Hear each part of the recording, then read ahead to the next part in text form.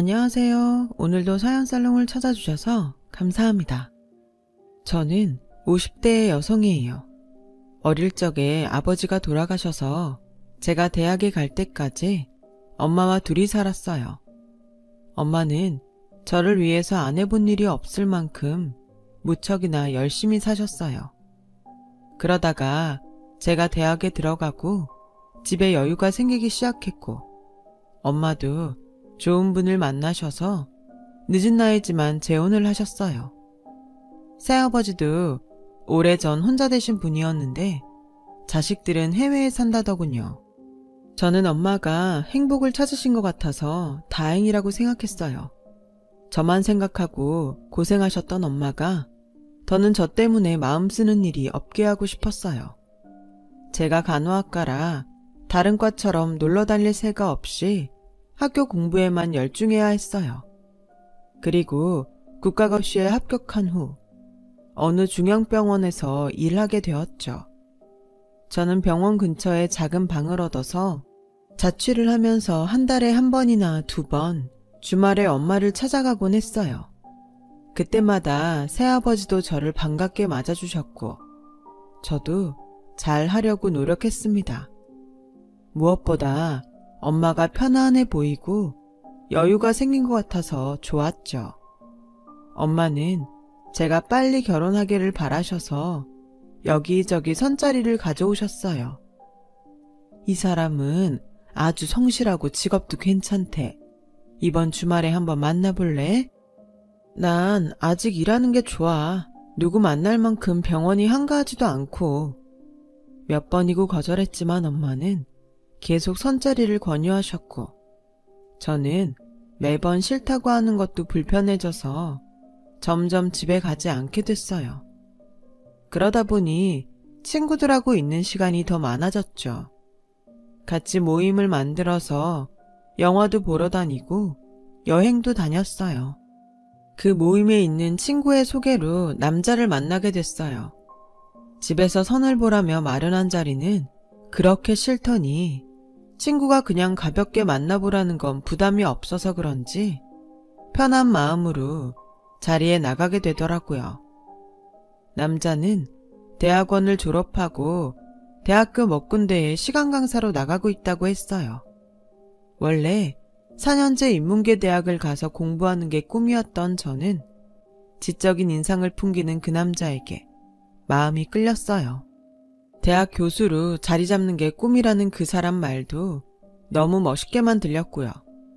몇 번 만나고 난 후 남자가 사귀자고 하더군요.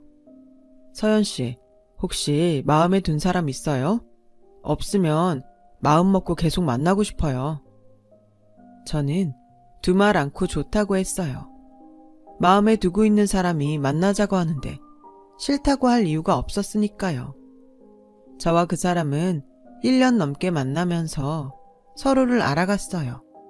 그 사이에 싸우는 일도 거의 없었고 성격도 잘 맞고 취향도 비슷했어요.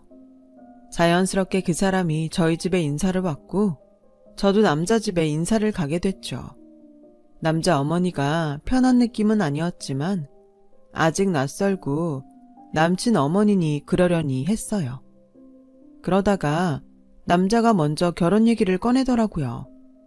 저도 언젠가는 결혼할 거라고 생각하고 있어서 당연하게 받아들였죠.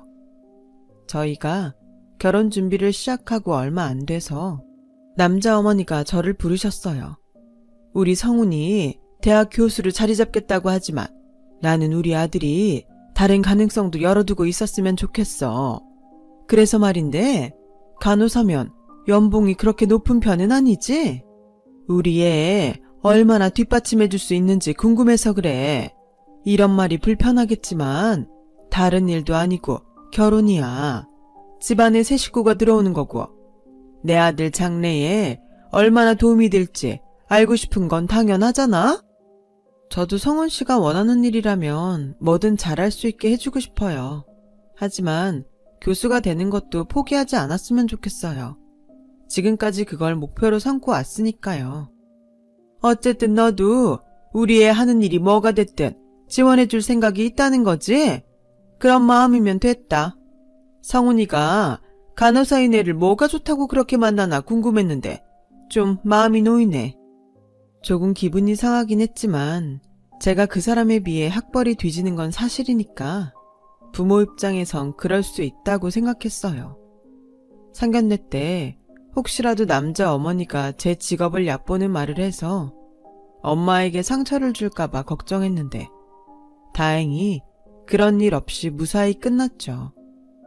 저희는 많은 사람들의 축복 속에서 결혼식을 치렀어요. 신혼생활도 다른 부부들처럼 평범한 날들이 이어졌어요. 그렇게 8개월 정도 지났을 때 시어머니가 갑자기 제가 일하는 병원에 찾아오셨더군요. 얘, 너 대출 좀 받을 수 있니? 성훈이가 사업을 하게 될 것 같다. 네? 그게 무슨 말씀이세요? 그 사람 저한테는 아무 말 없던데요? 내가 지금 얘기하러 왔잖아. 진짜 괜찮은 사업이 있어서 준비 중이니까 그렇게 알고 너도 자금 좀 마련해 놔라. 어안이 벙벙해서 제대로 대답도 못하고 다시 병원으로 돌아왔어요. 환자들을 보면서도 하루 종일 시어머니가 한 말이 머릿속을 떠나지 않았죠. 저는 집에 돌아오자마자 남편에게 사업을 시작하냐고 물었고 남편은 그럴 거라고 태평하게 대답했어요. 그런데 왜 나한텐 얘기 안 했어? 오늘 어머니가 갑자기 병원 오셔서 당신이 사업할 거라고 하는데 얼마나 놀랐는지 알아? 당신이 내가 교수 되는 걸 너무 바라니까 다른 일 할 거라고 선뜻 말을 못 하겠더라고. 그래서 어느 정도 준비를 한 다음에 얘기를 하면 좋을 것 같았지. 내가 먼저 얘기했어야 되는데 미안해. 당신이 교수가 되길 바란 건 당신이 그렇게 말했기 때문이었어. 내가 교수에 욕심을 냈던 것도 맞지만 당신이 하고 싶은 게 있다고 하면 당연히 그걸 하라고 하지 못하게 하겠어?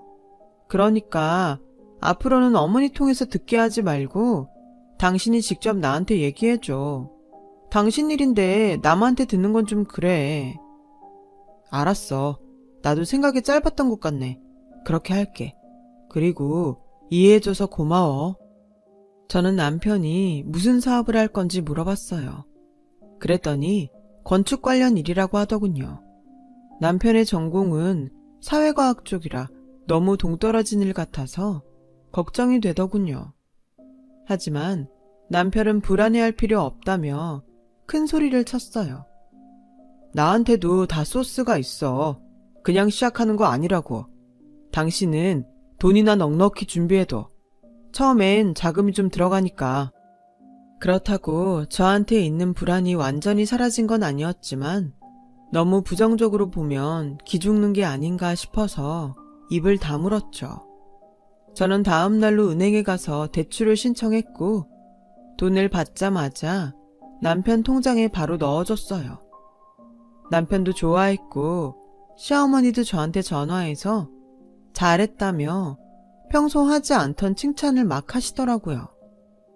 저는 저하고 남편 사이의 일을 시어머니가 다 알고 있는 것 같아서 썩 기분이 좋지는 않았지만 제가 예민하게 구는 것처럼 보일까봐 그냥 제가 도울 수 있는 게 있으면 최대한 돕겠다고만 했어요. 남편은 점점 집에도 늦게 들어왔고 얼굴을 보기 힘들어졌어요. 사업을 시작해서 바쁜 건 알겠지만 저도 병원에서 일을 하다 보니 전보다 못 보는 날이 더 많아지더군요. 그러면서 남편은 제게 또다시 사업 자금을 요구했고 마지막이라는 심정으로 저는 한 번 더 대출을 받았어요. 남편은 옷차림도 화려해지고 말투도 바뀌고 점점 변해갔어요. 저는 남편이 못 갚는 대출 이자를 갚으려 이직을 해서 일을 하느라 정신이 없었어요. 가끔 남편에게 언제부터 대출금을 줄 수 있는지 물어봐도 아직은 초기 단계라서 들어가는 돈이 많다는 답만 하더라고요. 저는 계속 야간 근무도 서고 남들이 못한다는 일도 맡아서 하느라 건강이 점점 나빠졌죠.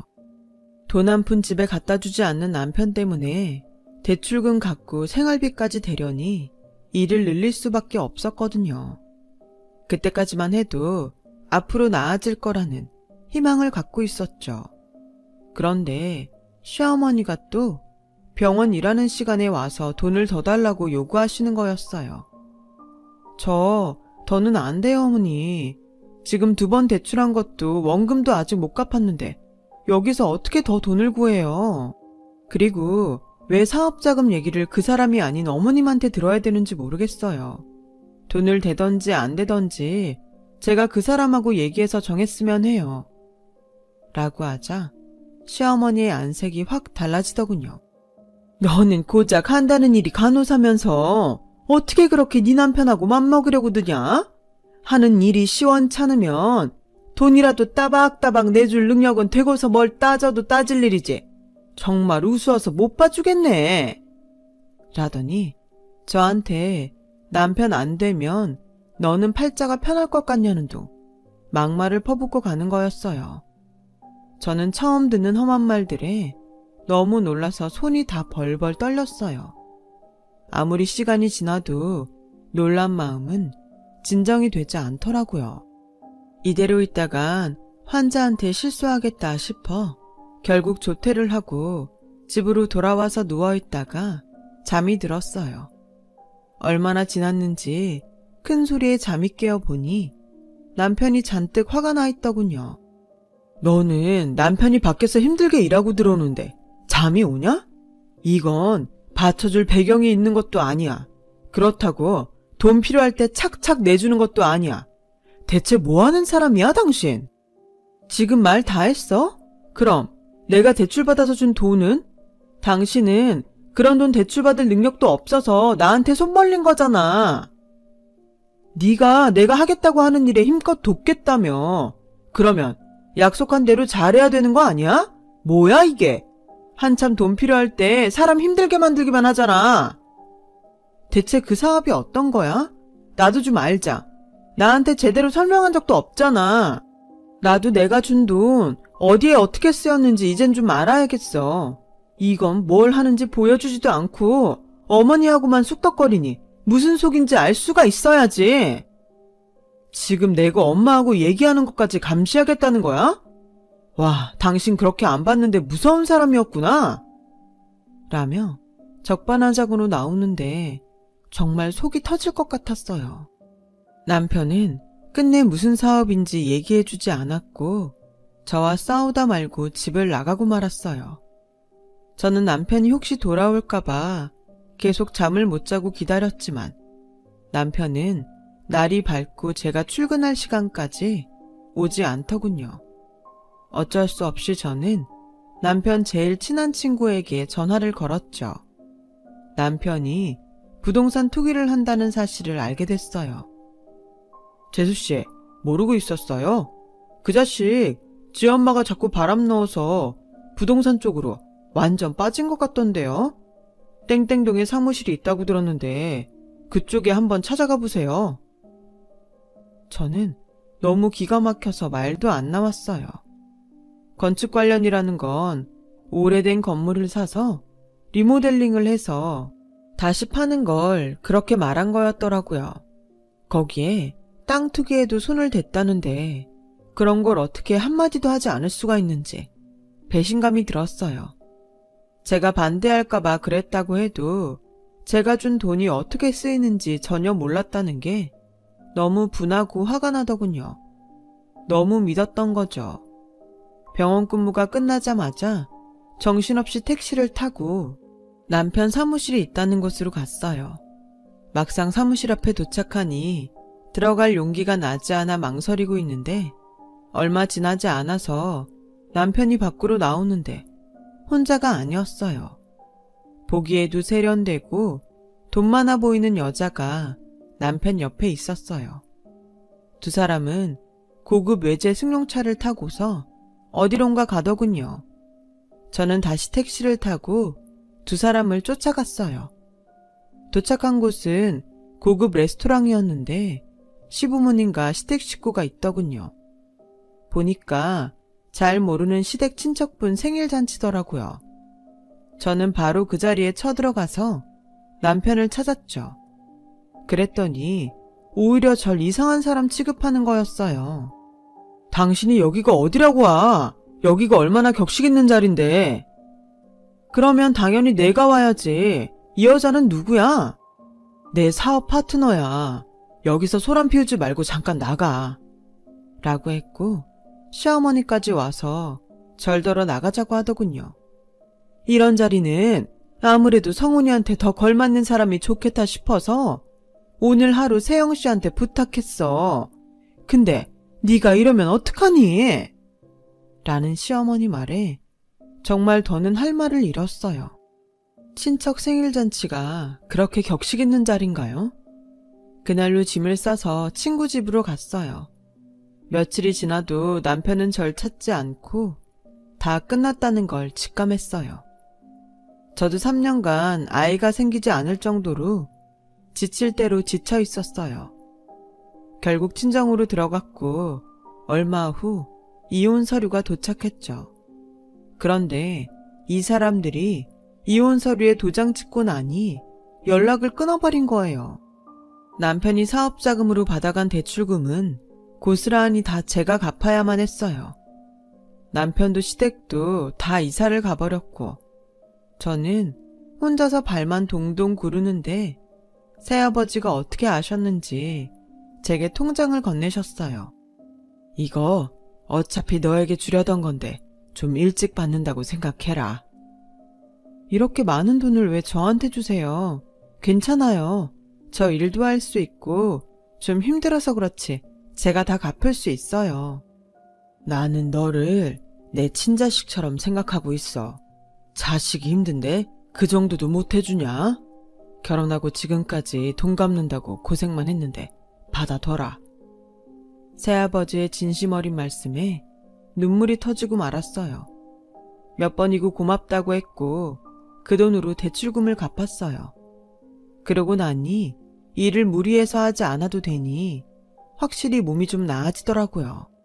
병원도 다시 중앙병원으로 옮겨서 일도 많이 줄었고요. 한 2년 정도를 그렇게 지냈는데 새아버지가 사업체 한 군데를 인수했다며 저에게 같이 해보면 어떠냐고 하시더군요. 새아버지와 같이 살면서 아버지가 좀 풍족하신가 보다 했는데 투자도 하고 작은 기업체도 몇 개 갖고 계시더라고요. 제가 생각했던 것보다 부자에 능력 있는 분이셨어요. 새로운 회사는 병원에서 쓰는 용품들을 만드는 회사였는데요. 제 간호사 경험을 살려서 더 좋은 제품을 만들고 싶다는 거였어요. 처음에는 많이 망설였지만 제가 경영을 하는 것도 아니고 제 노하우를 살릴 수 있는 일인 것 같아서 하기로 했어요. 또 일을 잘해서 새아버지한테 은혜를 갚고 싶기도 했고요.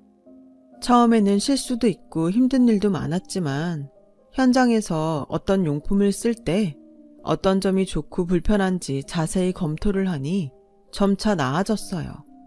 익숙해지니 제품의 어떤 부분이 잘못됐는지도 금방 알 수 있었죠. 자신감이 생기니 전보다 더 많은 의견을 낼 수 있게 되더군요. 저는 점점 제품을 만드는 데에 더 많은 관여를 하게 되었어요.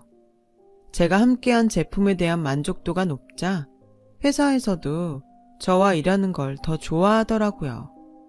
무엇보다 새아버지한테 도움이 되는 게 뿌듯했어요.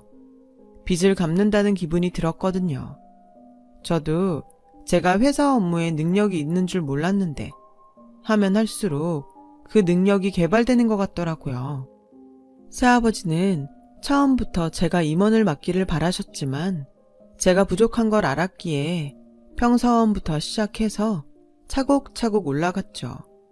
처음에는 저에게 편견을 갖고 대하는 사원들도 있었지만 열심히 뛰고 배우며 일을 하나씩 처리해 나가는 걸 보고는 점점 저를 인정해 주더라고요. 그렇게 저는 대리에서 팀장이 되고 차장이 됐고 몇 년이 더 지난 후에는 사장님 바로 밑에 상무까지 올라갔어요. 그때는 제 능력을 의심하는 사원이 한 명도 없을 만큼 열심히 했습니다. 모든 일을 완벽하게 처리하려고 최선을 다했어요. 그 사이 저희 회사는 의료용품 분야에서 탄탄한 입지를 다졌어요. 새아버지는 제가 많은 기여를 했다며 칭찬하시고 앞으로도 잘 부탁한다고 하셨어요. 그즈음 회사가 새로운 사옥 부지로 구입한 건물이 있었거든요. 좀 복잡한 일이 생겼지 뭐예요. 알고 보니 이 건물이 다른 사람들과도 계약이 되어 있더라고요. 당연히 계약을 해야 하는데 문제는 건물주가 연락이 안 되는 거였어요. 중개사가 건물주와 모자지간이라는 게 밝혀진 거예요.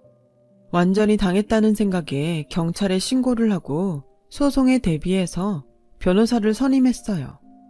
저희 쪽에서 만반의 준비를 마치고 기다리고 있자 얼마 안 돼서 경찰에서 연락이 왔어요. 경찰서에 간 저는 상대방을 보고 정말 깜짝 놀랐어요. 문제의 건물주와 중개사는 전 남편과 시어머니였어요. 두 사람은 저를 보더니 얼굴에 화색이 돌더라고요. 당신이 그 회사 사람이었어? 그런 줄 알았으면 진작 연락을 할걸. 그럼 일이 이렇게까지 커지지 않았을 텐데. 그러게나 말이다. 얘, 이건 무슨 오해가 있어서 생긴 일 같은데 우리가 몇 중 계약을 한 게 아니야. 일단 우리 얘기를 좀 들어줬으면 하는데 이렇게 덜컥 신고부터 하니 우리도 당황스럽다. 남편과 시어머니 말에 너무 울분이 나더라고요. 남편은 무작정 제 팔을 잡고 회사 윗사람들한테 말 좀 잘해줘. 기왕이면 혼자 오지 말고 사장님이나 대표랑 같이 왔으면 좋았잖아. 그럼 당신이 중간에서 오해도 풀고 얼마나 좋아. 오해는 무슨 오해입니까? 이미 변호사 선임해서 다 검토해 봤고요. 계약했다는 사람들도 다 만나서 당신들 사기친 거 확인 끝났어요. 그리고 제가 이 회사 윗선이라면 윗선이에요. 제가 여기 상무라고요. 라며 남편의 손을 뿌리치자 두 사람은 순간에 얼굴이 하얗게 질렸어요. 형사님, 저희 이 사람들 고소 그대로 진행할 겁니다. 절대 봐주지 않을 거니까 무조건 법대로 해주세요. 제가 아니어도 사기당한 분들이 가만 안 두겠지만 이제 곧 저희 쪽 변호사 올 거니까요. 저쪽에도 변호사 얼른 선임하라고 말씀해 주세요. 라고 경찰에게 말하고 나오려고 하자 시어머니가 제 앞을 가로막고 서더라고요.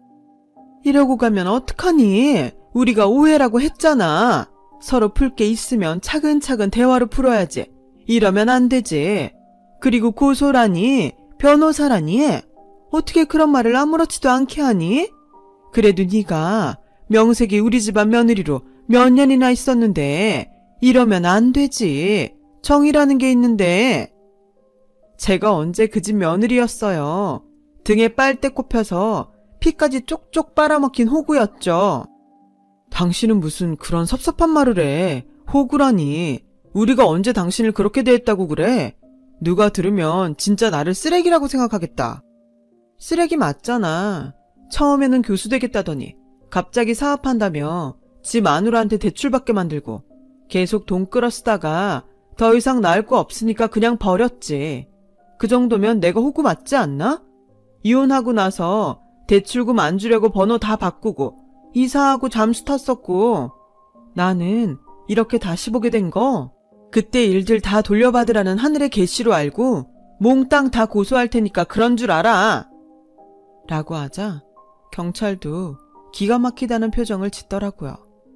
경찰서 안에 있던 사람들이 모두 전 남편과 시어머니를 흘끔거리며 봤어요. 그제서야 시어머니는 창피했는지 팔로 얼굴을 가렸고 남편은 뭐가 잘못됐는지도 모르고 방방 뛰더라고요. 뭘 몽땅 소송한다는 거야? 당신도 잘한 거 하나 없어. 그때 당신이 어땠는지 생각해봐. 초라하고 볼품없고 그런 사람이 잘 사는 친척 모임에 가면 내 이미지가 어떻게 될 것 같아? 그때 그 사람은 나한테 투자도 했었는데 어떻게든 잘 보여야지. 사업하는 사람 아내가 그런 것도 이해 못했으니 우리가 헤어진 건데 왜 이제 와서 다 내가 잘못한 것처럼 말해? 라는데 정말 기가 막혔어요. 저는 남편은 상대도 하지 않고 경찰한테 대고 형사님, 제가 이 집 식구들 싹 다 사기 결혼으로 고소하고 싶거든요. 이혼하고 10년 지났어도 고소 가능하죠? 그렇게 해주세요.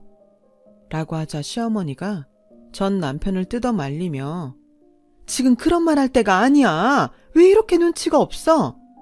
예, 아가. 지금 성훈이가 한 말은 잊어버려도 돼. 그냥 욱해서 한 말이야. 신경 쓰지 않아도 돼. 엄마 미쳤어? 이런 말을 듣고도 나보고 참으라고? 나보고 사기쳤다잖아. 내가 지한테 되게 잘못한 것처럼 말하잖아. 시어머니는 계속 전 남편한테 조용히 하라며 저한테 싹싹 빌더라고요. 예, 정말 미안했다.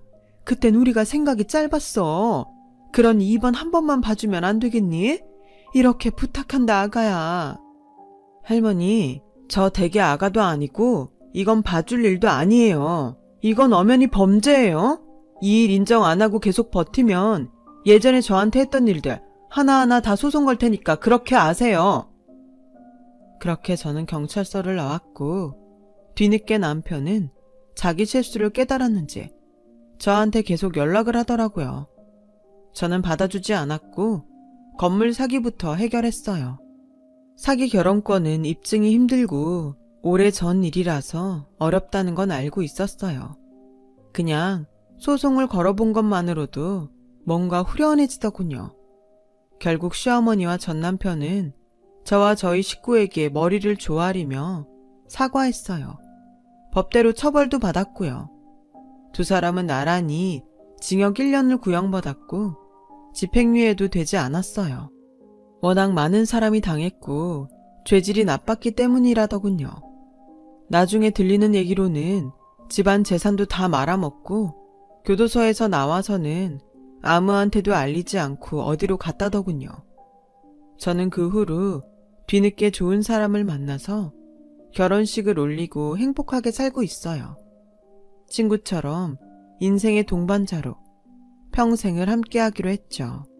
새아버지와 엄마도 건강히 잘 지내고 계시고요.